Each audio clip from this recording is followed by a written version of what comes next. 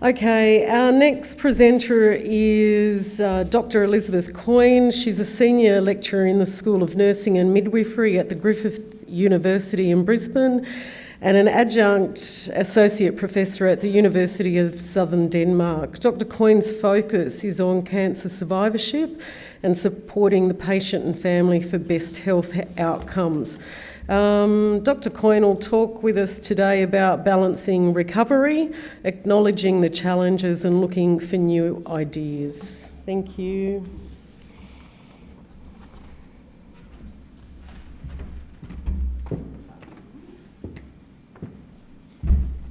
Good afternoon. I bring chocolates because I know one of the things that as a carer you do need to worry about your own self-care, and I talked to my mum and I said I was doing this talk, and she said you need to bring flowers or something as a give back to those, because caring is a hard job. I don't seem to have... Can't trust me. So I work in a big team, and Julia is down there as one of our team, and a very grateful member as our consumer to keep us on track. We also have Joan Carlini, who works in business, who works as a consumer advocate.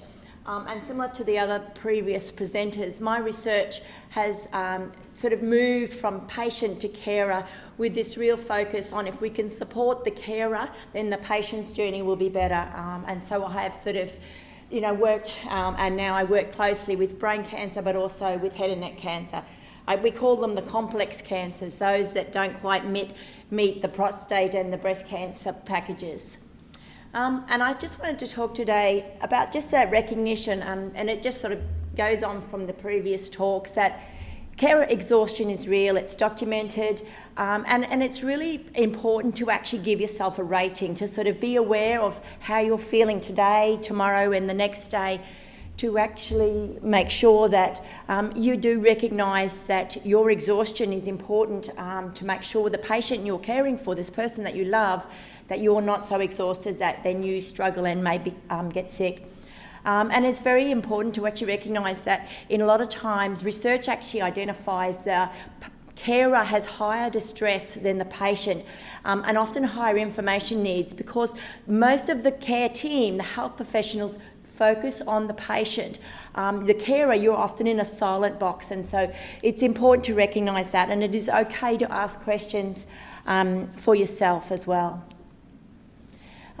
Just to work through some ways to sort of really look at how to protect yourself and your family in this journey is to think about ways to collate the information you get. A lot of times in the interviews that I've done, people talk about, this constant relaying of information to others.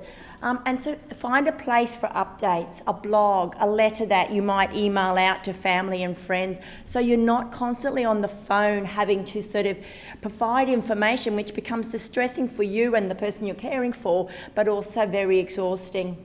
And it's okay to turn off the phone and say, Saturday afternoons, we're not talking to anyone, this is our time. So it's okay to actually identify that you do need space as a carer, and your family, and it's just to sort of have that time.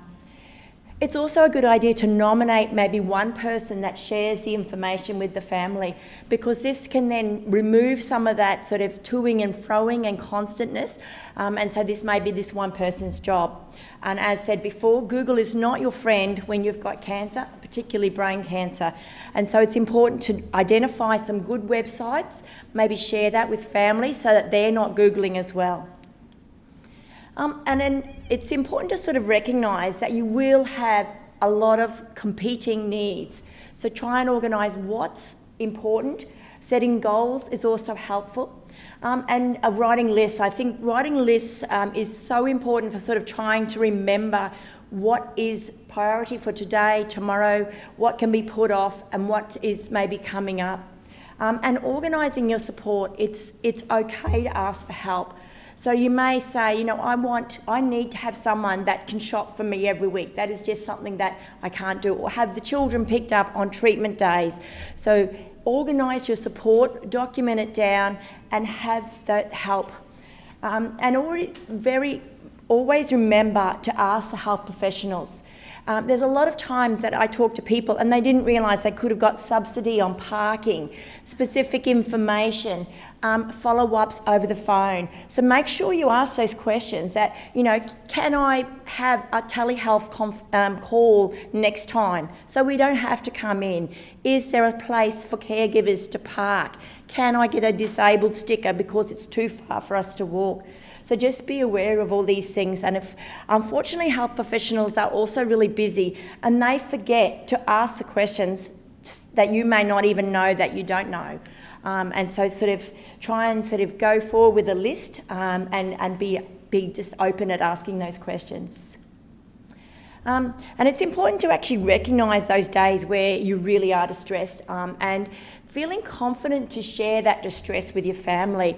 So many interviews I've done where the carers have said, I never let them see how upset I was, or we never shared this with the children. And then I speak to the children and then the children have said they just thought things were so much worse. So get a balance of sharing this information, but it is really okay to have those open conversations. Sometimes this is good to be organised with a psychologist or a counsellor if it's too difficult, because we know that families don't always communicate well. So this may be something you may have to learn. Share your distress and worries with the health professional team. Come together and actually say, we're really anxious about this forthcoming treatment. We want to have more information. We want to know where to go. Because if they don't know you're worried, then they'll just plod on, because for them, it's a day at work. For you, it's a life-changing experience. So you do need to sort of stand on your little soapbox and say, hang on, I didn't understand, please go over that again. Be a good listener to your other family members and make time, and don't minimise the distress. Sometimes it may be someone that you think, a friend that comes and they're really upset about hearing this news, and you sort of think, well, don't worry me about it, but, recognise their distress, because everyone has different experience. One of the things I've found in my research is that communication is a really key aspect, and we all know that, but it's often something that we fail to do very well. And it's important to identify the different roles of and how you communicate in the family. So, you in your families, there'll be different people that someone's like the leader, someone always finds the information, and then utilise those so that whilst you're doing your journey, that you can actually make use of those different family roles. Practice open communication with I am feeling this, and don't get stuck on visual cues. That's so easy to you look angry at me. Well, no, that's just because I'm having a bad day. Don't pick up on those cues. Really be aware of that communication in your family, and then when you go to the health professionals. Describe your needs using I. Now, this is just one of those basic communication things, but when you've got someone that's got anxiety, the person with brain cancer, with cognitive difficulties, it's really easy for things to escalate. So remembering to say, I get upset when this happens, and I don't like to see this particular aspect, because then it's about you're explaining your emotions, and there's no blame laid. Self-care is really important, and it's important to manage it so you don't get sick. As you can tell from my voice, I have developed some poor self-care myself after my own total knee replacement, and yes, managed to get a run of sicknesses. And so it's important to actually have that time for your own self-care, and it's not selfish when you say, I need to actually have time out. I was journaling, poems, photos, ways that you can then share. But it's really interesting then to look back at your journey and think, I have done well, I have grown. You can give yourself some positive points. This is one of the poems that when I did my study with people with breast cancer, she wrote and she shared her poem. Life balance is tipping and turning. What do you hang on to? What is there to grasp and hold? And that's that sense of, what is happening to me? Where's my world gone? And that is, probably even more your experience with brain cancer, because there's so much more of the cognitive and the physical difficulties that come with that diagnosis.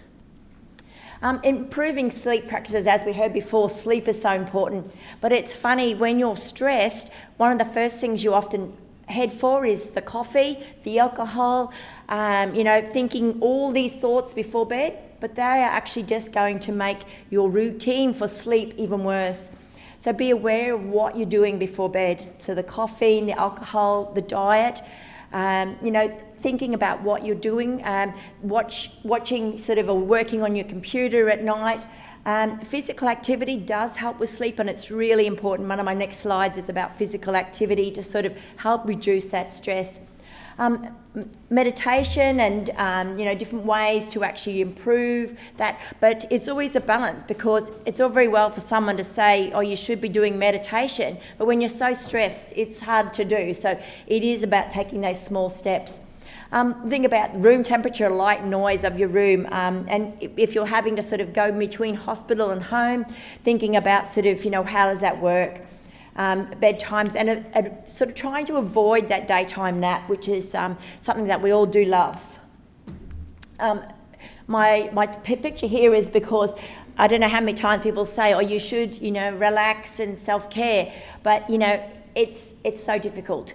You pondering over negative thoughts in the night is one of the main things that prevent people from sleeping, is that sort of takes over. But it is important to sort of just start to recognise that, because in recognition, then you can start to change.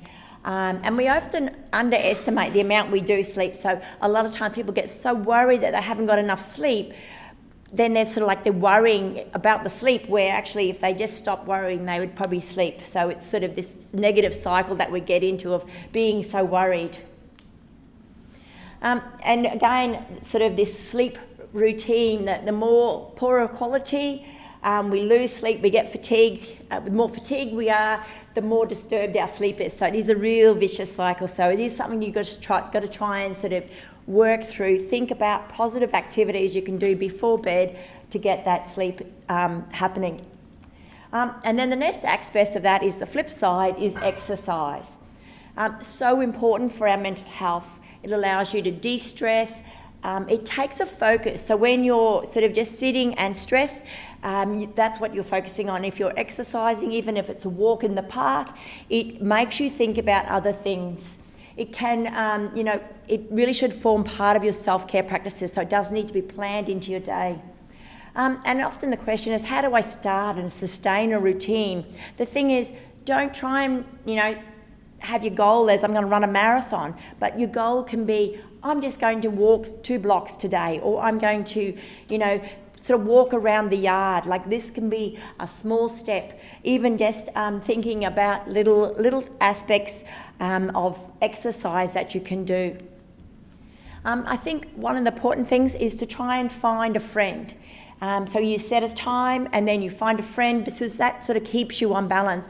A lot of my interviews, they've talked about sort of they walk together, and so it was safety as well as that motivation, and allowed time to talk. And often one of the rules is you say we're not allowed to talk about the cancer or the thing that's most stressful. So that this is a time that talk is about nature, just the relationship, not about the problems that you're dealing with, because otherwise it could be, if exercise is full of the talk about how you're going to cope, then it becomes not a nice time.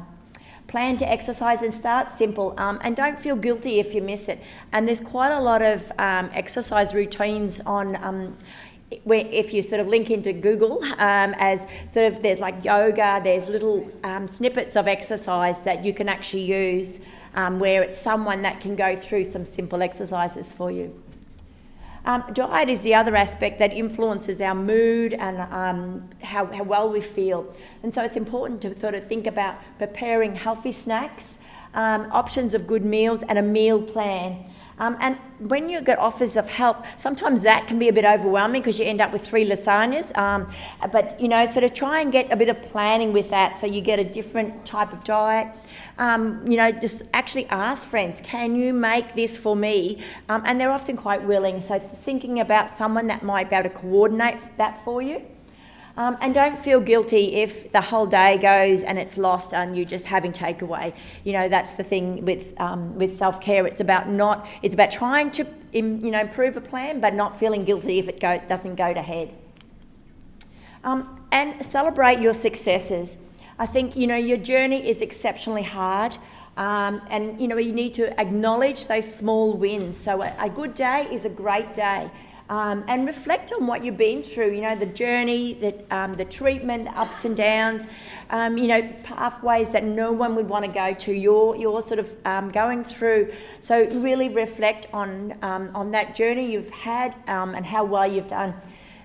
Really sort of be open to new ways to cope and how you can actually improve your self-care and improve the way you communicate. And find your own spirituality. A lot of the interviews I've done, they've talked about spirituality, whether it with nature, God, or your own sort of spiritual sort of aspect is really important in your journey. And a lot of people talk about the benefits of having some sort of spiritual link in their life to help them through the good days and the bad days. So just in summary, acknowledge the challenges that you're going through, share your distress and seek help at the time.